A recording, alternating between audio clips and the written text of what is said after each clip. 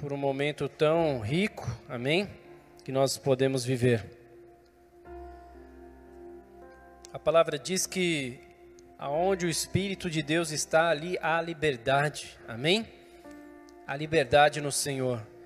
E a liberdade de poder dançar, de poder glorificar o nome, de poder entregar os dízimos e ofertas, a liberdade de poder sorrir, de poder ser feliz, de poder cantar, de poder declarar o nome do Senhor, sem que nada venha impedir, amém? A liberdade do Senhor, aonde o Espírito Santo está, ali há liberdade, ali uma liberdade que ela vai além dos pensamentos, vai além dos pensamentos humanos, vai além daquilo que você pode pensar, imaginar. Esta é uma liberdade que rompe barreiras, que rompe cadeias, que não está restrita a um espaço físico, que não está restrita a qualquer outro ambiente, mas que ecoa, amém? E chega nos lugares mais incríveis, inimagináveis, aquilo que o homem não pode imaginar.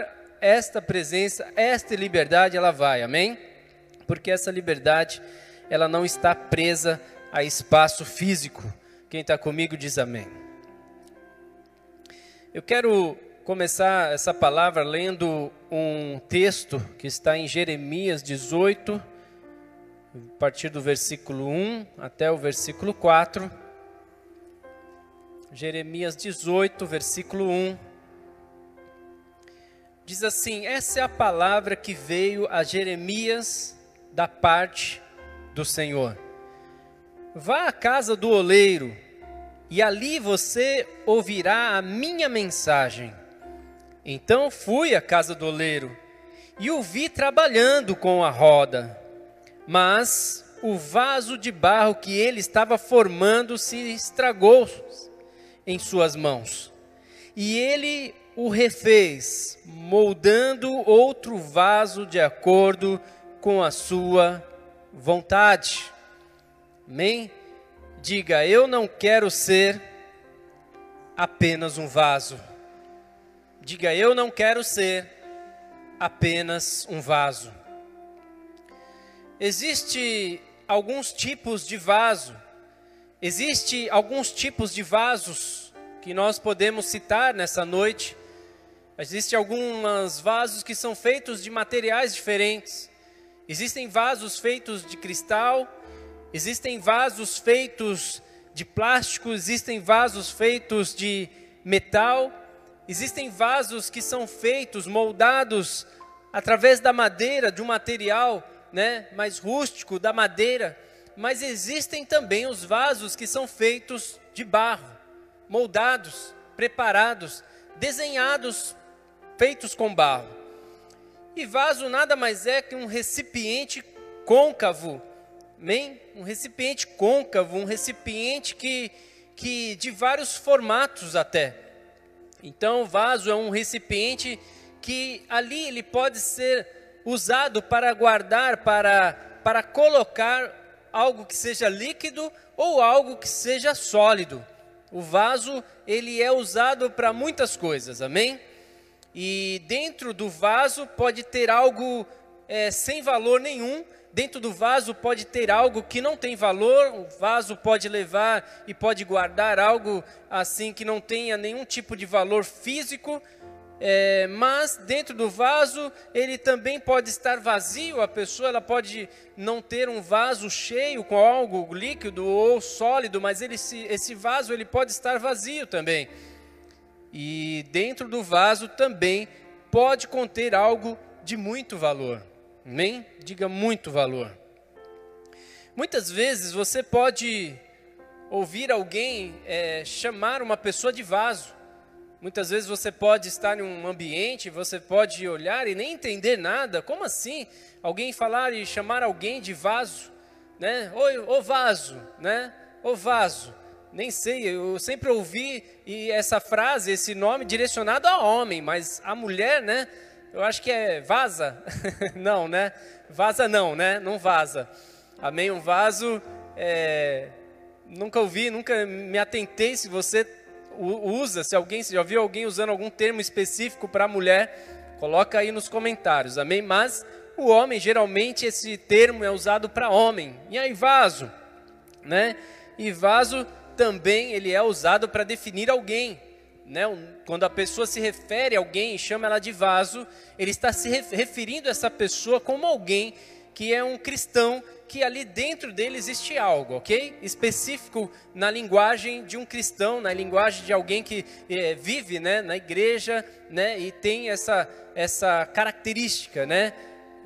Tem algumas igrejas que são mais específicas, você vai ouvir isso com muito mais facilidade.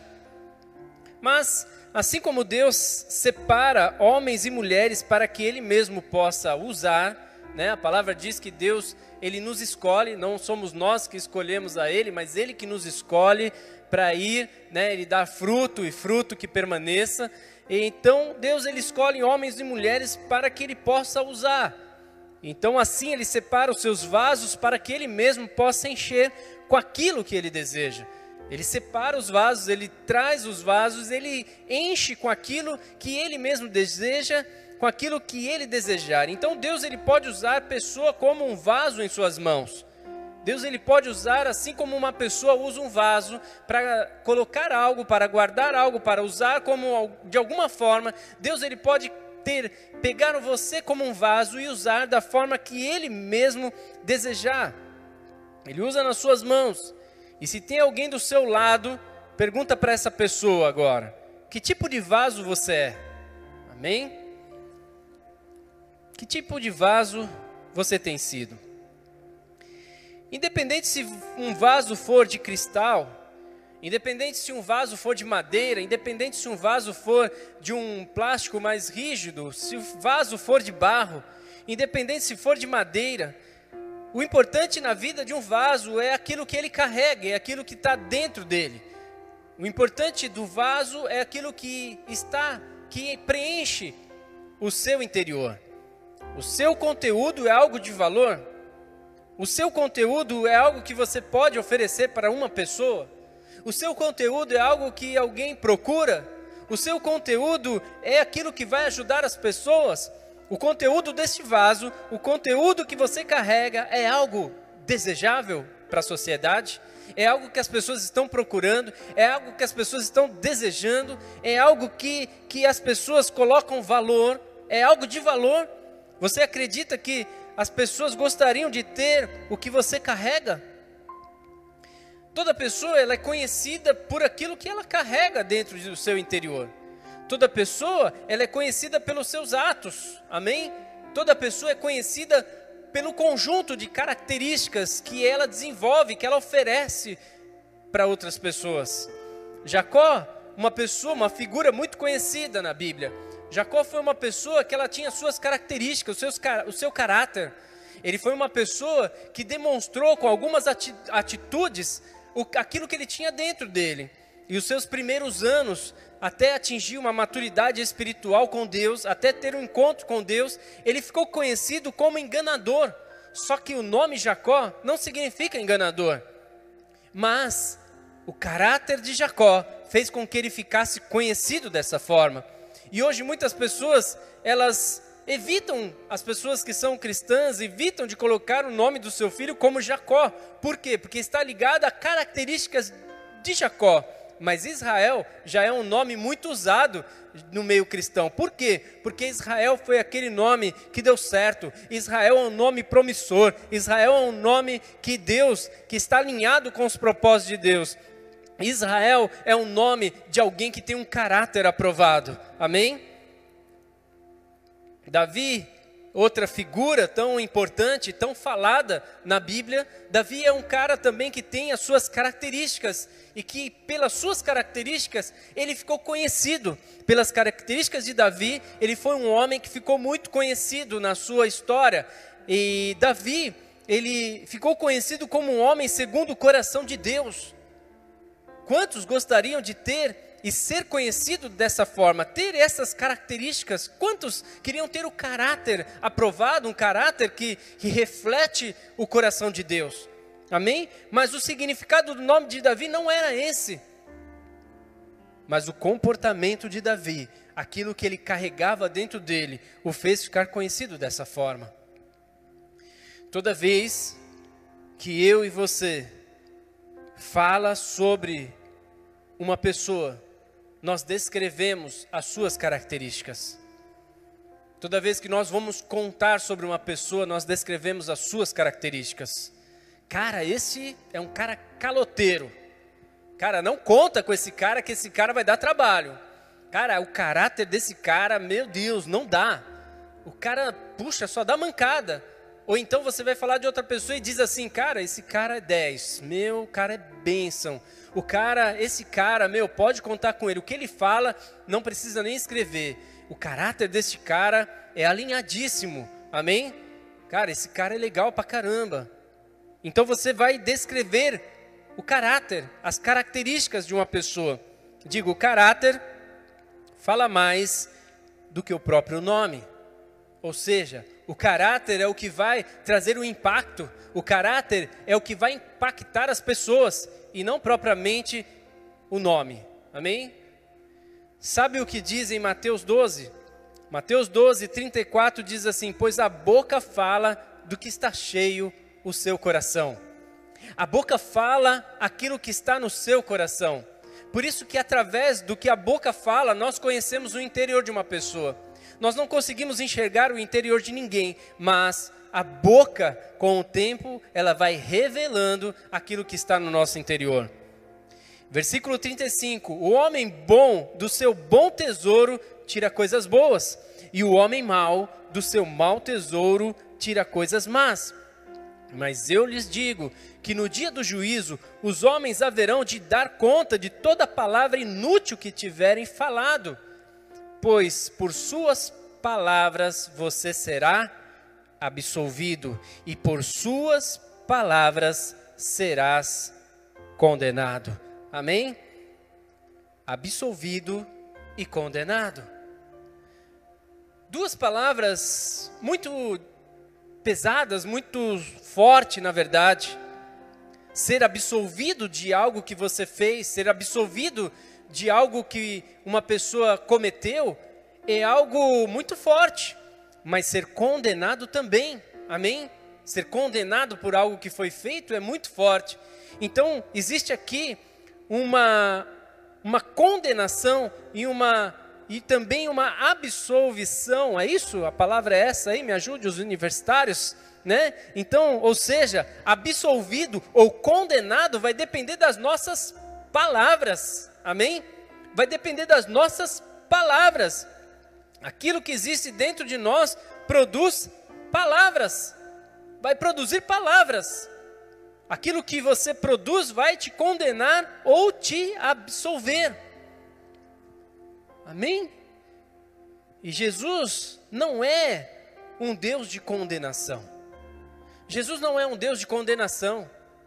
Jesus é um Deus que luta o tempo todo para te trazer a salvação.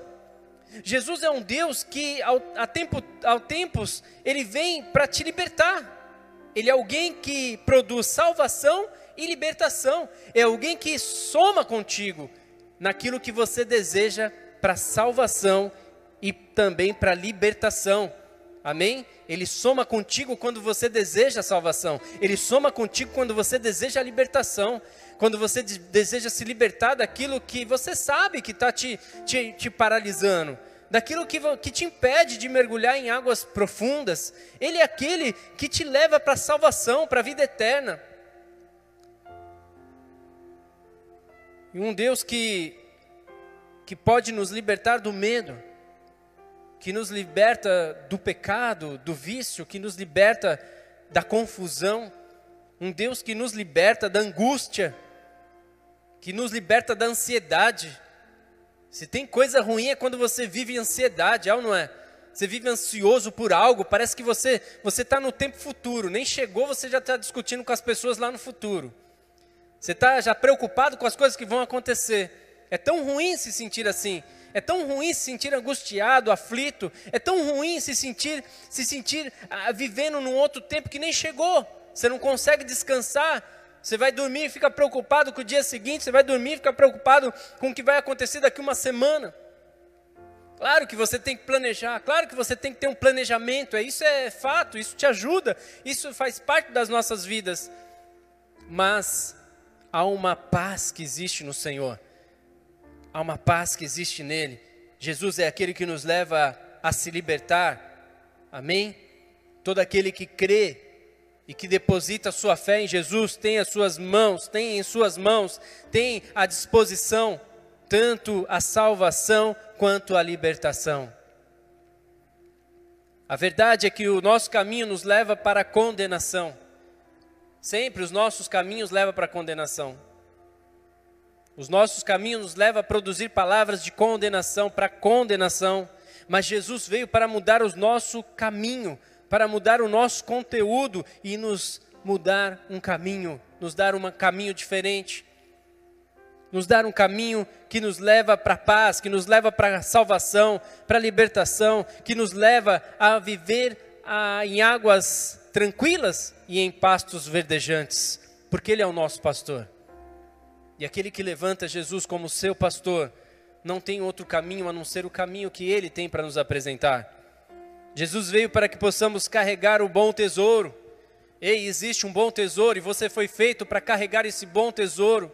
Você é alguém que pode carregar algo que é como um bom tesouro, algo rico, algo poderoso, algo que vem da parte de Deus. E Jesus veio para que nós possamos carregar isso, o bom tesouro.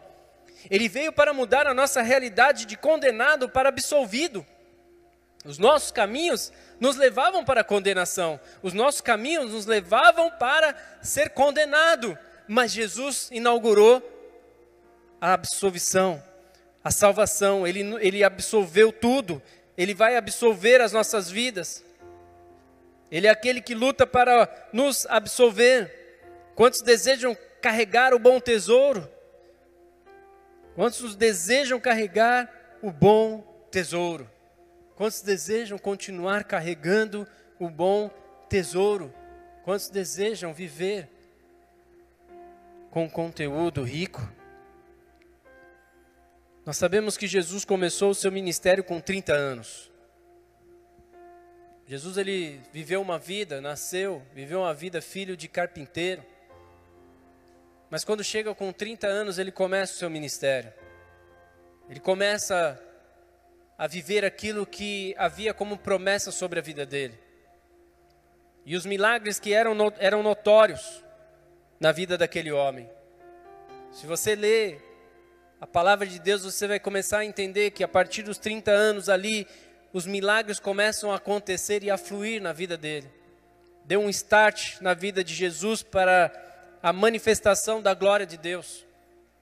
E Jesus manifestava em seu ministério a palavra de revelação. Jesus começa a ministrar e a praticar cura. Jesus começa a ressuscitar sonhos. Jesus, ele ressuscita mortos. Jesus muda a nossa vida, a nossa história. Jesus transforma a nossa realidade. Sabe de uma coisa? Toda vez que eu falo sobre que Jesus muda a nossa vida, eu lembro de algumas coisas que eu falava quando alguém me convidava nesse sentido. Sabe o que eu dizia? Eu não quero que Jesus mude a minha vida, eu estou satisfeito com a minha vida. Só que nós falamos isso sem entender o que é essa mudança. Eu falei isso sem entender o que era isso. Mas depois que eu vivi, depois que eu compreendi, hoje eu olho e falo, puxa vida, eu devia ter aceito isso muitos anos atrás. Muito tempo atrás eu poderia ter aceito viver essa nova vida que Jesus tinha para mim. Mas Jesus, ele teve o seu primeiro milagre em uma festa de casamento. Depois que Jesus começa os seus milagres, o seu ministério, ele então se depara, ele está numa festa de casamento, ele está num lugar ali que não era muito comum Jesus estar, mas ali o seu primeiro milagre, ele faz numa festa de casamento. Ao serem convidados para uma festa de bodas em Caná da Galileia, Jesus e todos os outros convidados se deparam com uma falta. Eles estavam ali comemorando, estavam todos alegres, porque há uma motivação, há uma alegria numa festa de casamento. Onde há aliança, há alegria. Então, Jesus e os convidados ali, eles se deparam com uma falta. Naquele dia, durante aquela festa, o vinho simplesmente acaba. Aquilo que seria uma tragédia numa festa, acabou. E nós precisamos dar 2 destaques para o vinho aqui neste momento. O primeiro é que o vinho daquela época não tinha esse teor alcoólico que hoje existe. Ele era levemente, ele tinha um leve teor, ele não era fermentado como hoje. Então era como um suco de uva ali, levemente fermentado, ele não tinha esse teor. Então o vinho daquela época era um suco de uva com um leve teor. E o segundo destaque para o vinho é que ele representa aqui na palavra de Deus a alegria. O vinho representa a alegria. E quando acaba o vinho de Deus em um casamento, quando acaba o vinho de Deus na vida de alguém, quando acaba o vinho, quando acaba o símbolo da alegria, então significa que essa pessoa teve alegria, chegou ao fim. A alegria dessa pessoa, a alegria desse casamento, a alegria chegou ao fim. Então naquela festa acaba o vinho, acaba um dos principais ingredientes, um dos principais ingredientes para que a alegria estivesse naquele lugar. Mas Jesus estava na festa. A diferença daquilo que poderia ser algo terrível naquele casamento, ele só não acontece porque Jesus estava na festa. Jesus estava na casa. Talvez a sua motivação nesses dias está abalada. Talvez a motivação na sua vida está abalada. Talvez a sua alegria chegou ao fim nesses dias. Talvez você tenha motivos para tristeza e não para alegria. Mas Jesus, ele estava na festa. Talvez você não tenha hoje um motivo para se alegrar. Mas quando Jesus está na casa, quando Jesus está presente, quando Jesus é o seu convidado, acredite, algo vai acontecer. Algo vai acontecer. Em João 2, versículo 6, diz que naquele lugar tinha 6 talhas de pedra. Diga 6 talhas de pedras. 6 vasos haviam naquele lugar. 6 vasos estavam ali naquele lugar. 6 vasos faziam parte ali daquele ambiente naquela festa. E qual era a condição daqueles vasos?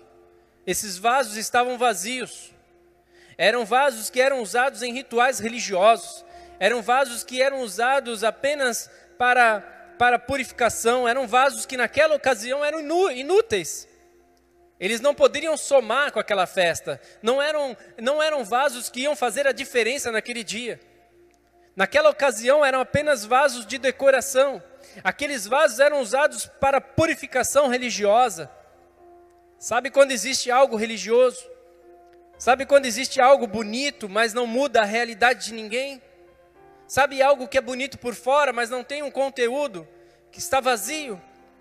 Isso é algo religioso, ou seja, não serve para muita coisa. Amém?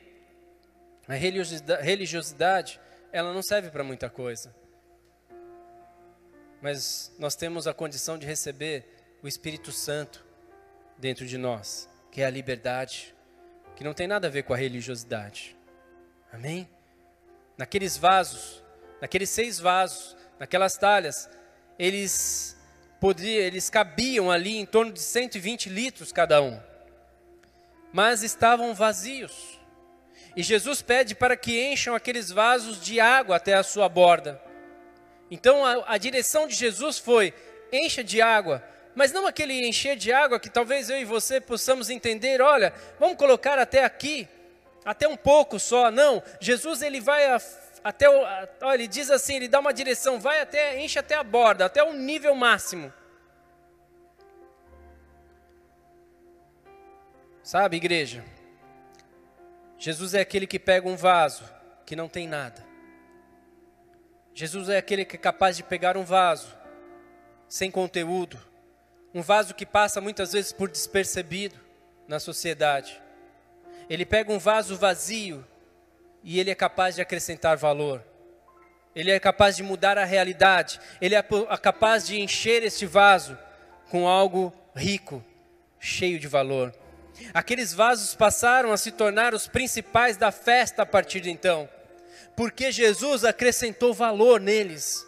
Porque Jesus acrescentou algo de valor. Existem pessoas que só precisam de água, da água que Jesus pode oferecer. Existem pessoas que precisam apenas da água que Jesus pode oferecer. Existem pessoas que só precisam ser cheios até a borda. Diga: Jesus está dentro de mim. Diga: eu tenho valor. João 2, versículo 8. Então lhes disse: agora levem um pouco de vinho ao encarregado da festa. Eles assim o fizeram. Versículo 9. E o encarregado da festa provou a água que fora transformada em vinho, sem saber de onde viera, embora o soubessem os serviçais que haviam tirado a água. Então chamou o noivo e disse: todos servem primeiro o melhor vinho, e depois que os convidados já beberam bastante, o vinho inferior é servido, mas você guardou o melhor até agora. Sabe você que aceitou Jesus na sua vida? Sabe o que você é? Uma água que se transformou em vinho. Quando olhamos para a água como sabor, quando nós olhamos para a água e nós trazemos ela como sabor, quando nós olhamos para ela dessa forma, notamos que ela não tem sabor. A água, ela não tem sabor. A água, ela é sem cor e sem sabor. Uma pessoa antes de receber Jesus é como uma água, sem sabor, sem graça. E Jesus vem e transforma a água em vinho. Sabe por quê? João 15:5. Jesus diz: eu sou a videira. Eu sou a videira, ele diz, vocês são os ramos. Se alguém permanecer em mim, eu nele, esse dá muito fruto. Quem é a videira?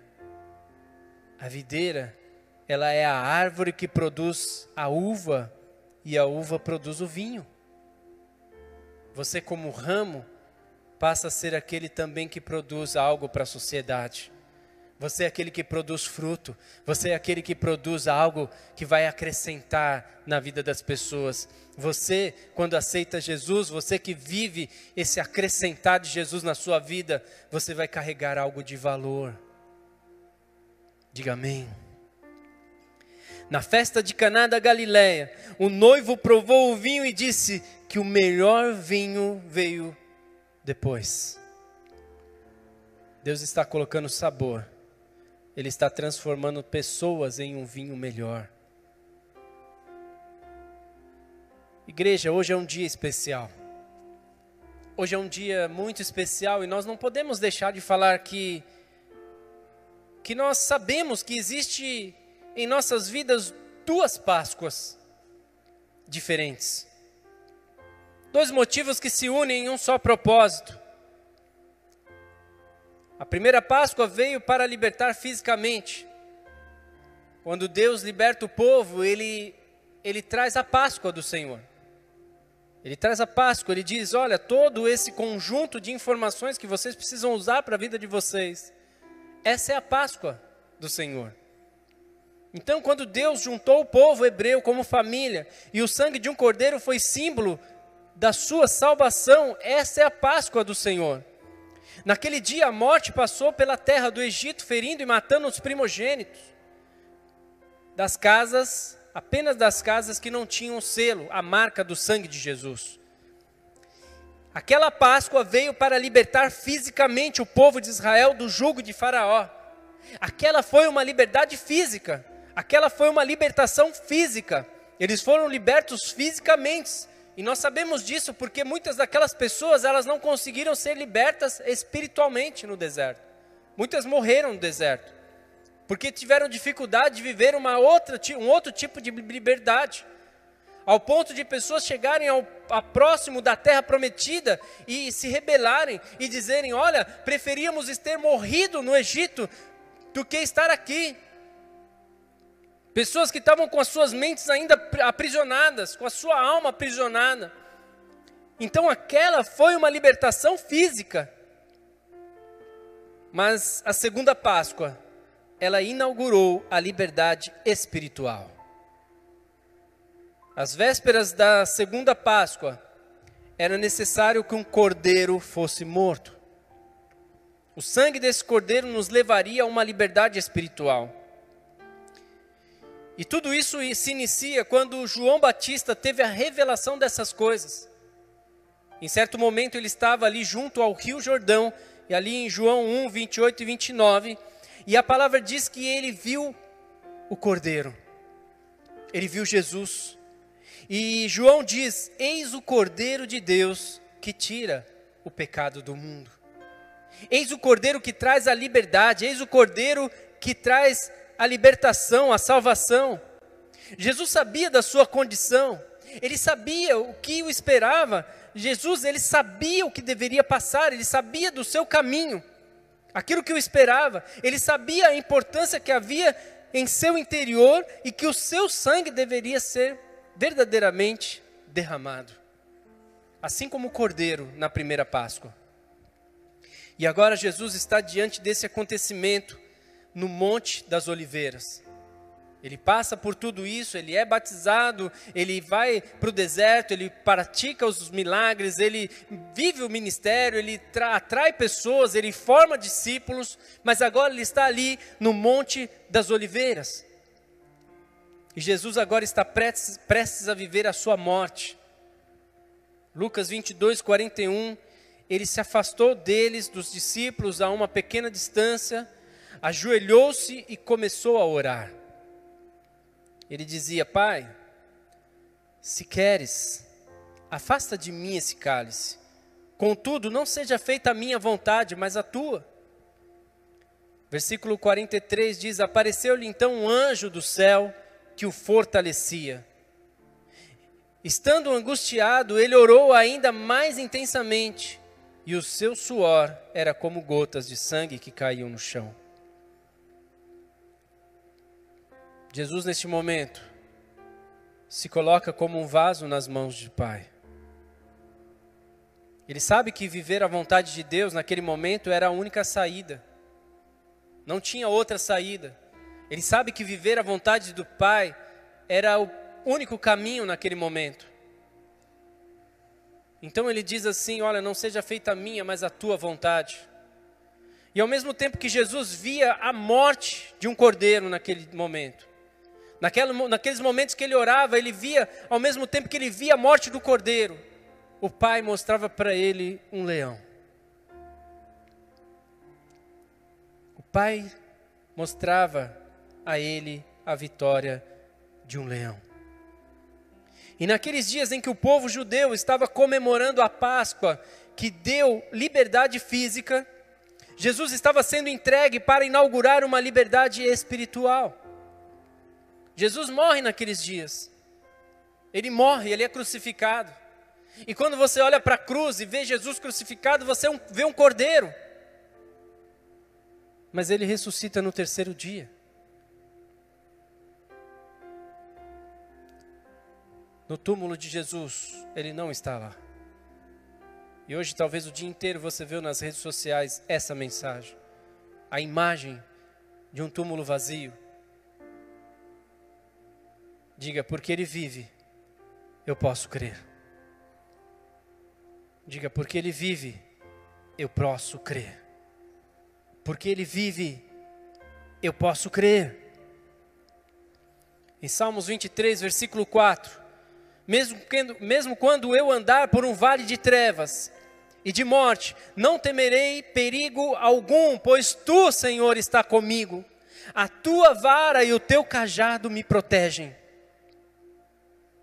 Jesus passou por um vale assim, um vale de trevas e de morte, mas ele sabia que o Pai estava ali, e ele dizia: olha, o Pai está comigo, a tua vara e o teu cajado me protegem. Assim nós podemos olhar para Jesus e dizer: olha, não importa, mesmo que eu tenha que passar por um lugar de trevas e de morte, eu não temerei. Por quê? Não temerei perigo algum, porque tu estás comigo, a tua vara e o teu cajado me protegem.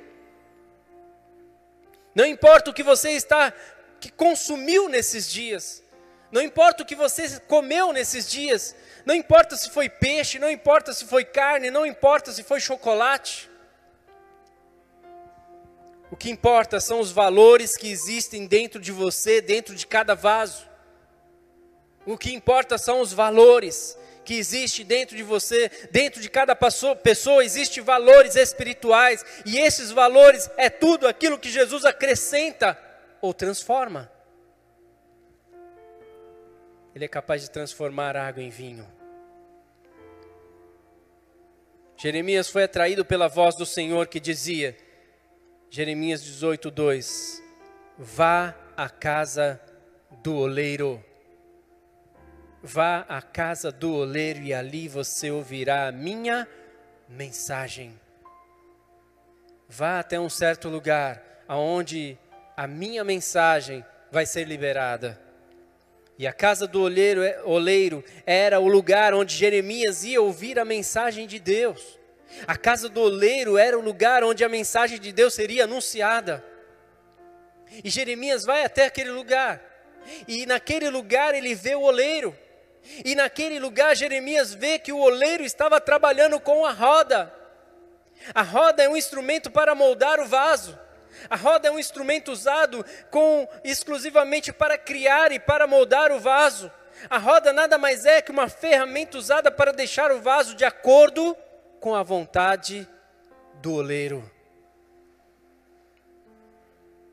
O que Jesus disse no Monte das Oliveiras?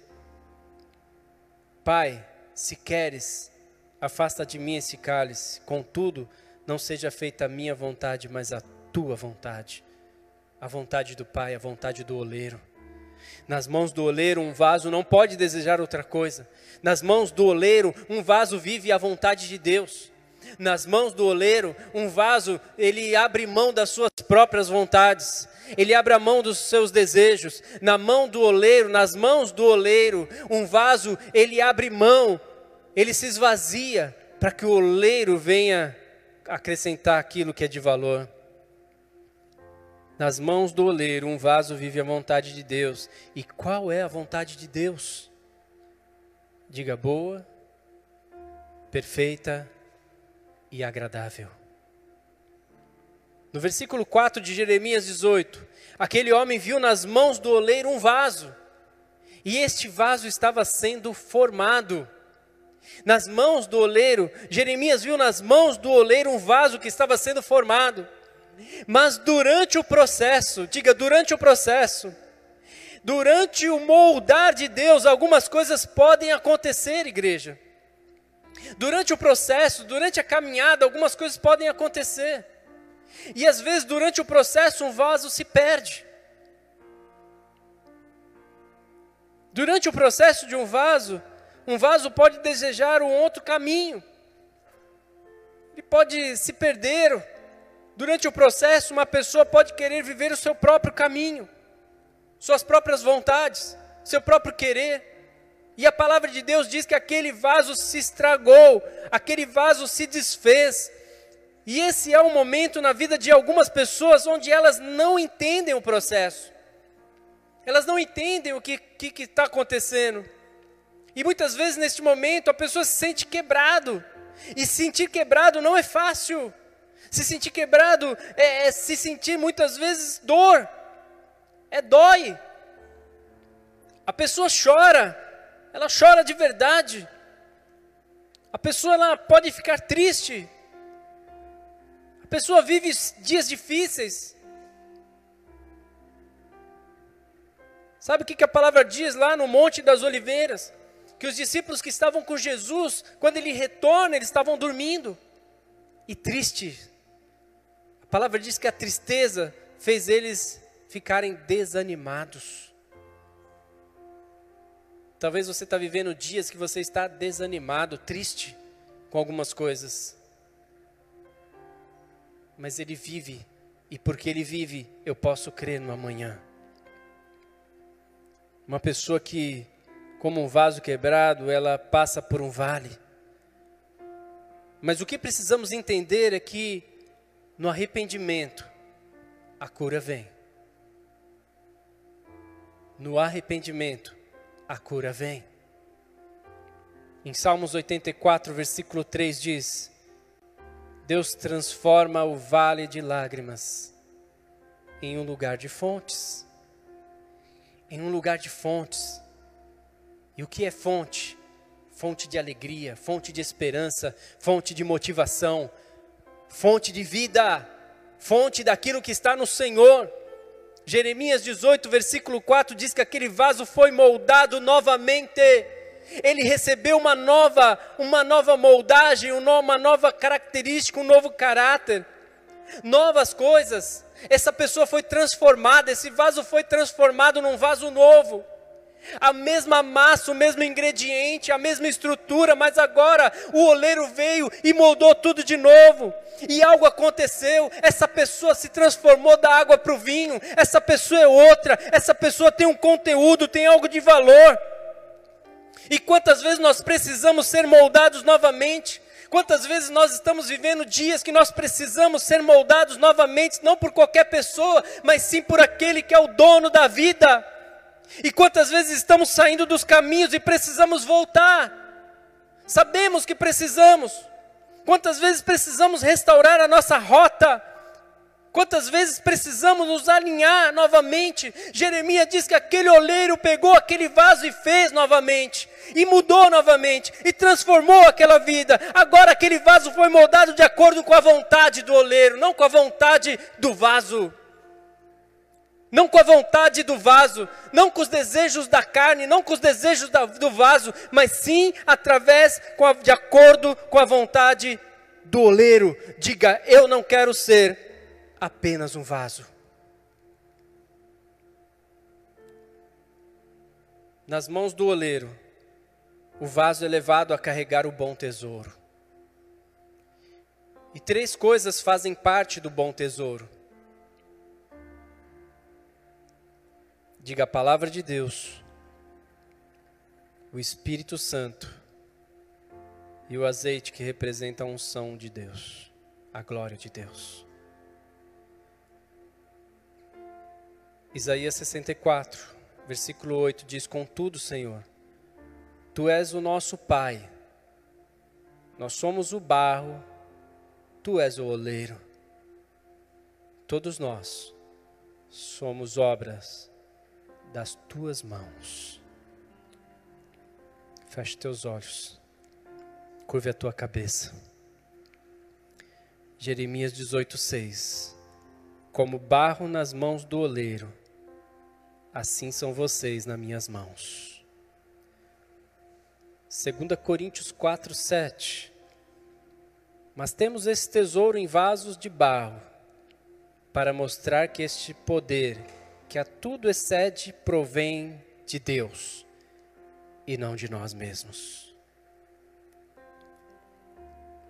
Vem de Deus e não de nós mesmos. Não vem de você, não vem do teu vizinho, não vem do teu pastor, vem de Deus, vem de Deus. A tua condição hoje é de estar na mão do oleiro, como um vaso de barro. E não importa se você foi quebrado, não importa se você deu mais valor para a sua rota, importa que Deus, Ele te levou à casa do oleiro. E naquela casa, na casa do oleiro, existe uma mensagem da parte de Deus. E essa mensagem não é de morte, é de vida. Essa mensagem é que traz vida. É uma mensagem que vem não para condenação, mas para absolvição. Receba de Deus. Receba da parte do Espírito Santo. Receba esta palavra sobre a tua vida. Receba esta palavra sobre a tua vida. Receba algo que vai transformar a tua história. Se agarre nessa palavra, se agarre nesta mensagem. Se agarre, porque o oleiro, ele está tocando em você neste momento. Ele está tocando em você. E as tuas feridas, elas serão usadas para curar, para libertar. porque você vai ser um testemunho nessa área. Aquilo que você sofreu, aquilo que você está sofrendo talvez, é aquilo que Deus vai te usar para salvar e para restaurar, vai te usar como testemunho. Por quê? Porque as mãos do Senhor, ela vem para curar, e quando ela cura, ela traz testemunho, testemunho de vida, testemunho de vida. Mas dói, está doendo tanto, pastor, mas dói. Só que as mãos do Senhor, ela vem para curar essa dor. Ela vem para curar essa dor, seja física, seja emocional. Deixa a alegria de Deus entrar na sua casa e na sua vida, em nome de Jesus. Em nome de Jesus. Em nome de Jesus. Em nome de Jesus. Adore a Ele, adore a Ele. Se você ainda não aceitou como Senhor e Salvador, se você deseja receber a água que Ele tem para você nessa noite, se Ele deseja transformar essa água em vinho, que você possa colocar a tua mão no teu coração agora e repetir essa oração dizendo: Senhor Jesus, Senhor Jesus, nesta noite, nesta noite, neste dia, eu te recebo como único, eu te recebo como único, como exclusivo, como Senhor da minha vida. como Senhor da minha vida. Vem reinar sobre mim. Vem reinar sobre mim. Vem me reinar sobre o meu futuro. Vem reinar sobre o meu futuro. Vem traçar a minha história, a tua história em mim. Vem traçar a tua história em mim. Porque eu te recebo. Porque eu te recebo. Em nome de Jesus. Em nome de Jesus. Escreve meu nome, Senhor. Escreve meu nome, Senhor. No livro da vida. No livro da vida. E apaga meu nome. E apaga o meu nome. Do livro da morte. Do livro da morte. Em nome de Jesus. Em nome de Jesus. Amém. Pai, em nome de Jesus eu coloco essas vidas diante do teu altar. E eu declaro o teu sangue, declaro, Pai, o novo nascimento em nome de Jesus. Declaro a Páscoa que trouxe salvação, libertação. Eu declaro a Páscoa que trouxe a libertação espiritual em nome de Jesus sobre a vida. Os efeitos da Páscoa que vem causando sobre muitas vidas possam causar os efeitos necessários sobre a vida dos teus, para a honra e para a glória do seu nome, Jesus.